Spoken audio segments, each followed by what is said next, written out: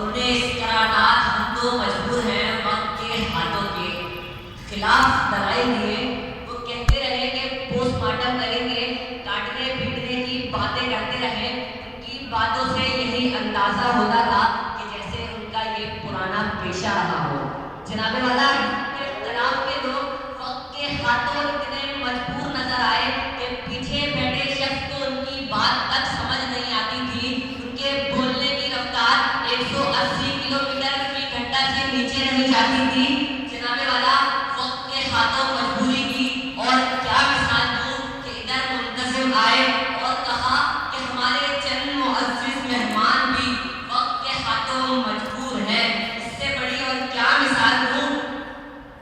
جناب والا حزب اختلاف کے حوالی آئے اور کہا کہ فلاں نے یہ بنایا, فلاں نے یہ بنایا, ایک نے کمپیوٹر بنایا, ایک نے کیلکولیٹر بنایا. مگر جناب والا اگر وقت کے ہاتھوں مجبور ہیں, اگر وقت کے ہاتھوں آپ مجبور نہیں ہیں, تو ذرا یہ بتائیے کہ ملک کے محسن پاکستان کو اس ملک میں آزادانہ گھومنے کی اجازت کیوں نہیں دی جاتی.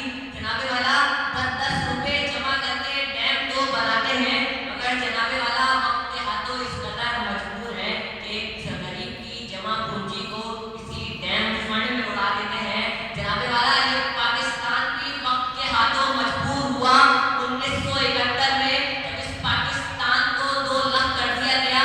اس کا مغربی بازو اس سے, مشرقی بازو اس سے چھین لیا گیا. جناب والا اگر ہم وقت کے ہاتھوں مجبور نہ ہوتے تو عمل عمر کراچی کے ہسپتالوں کے اسٹریچر پر زندگی کی بازی نہیں ہارتی.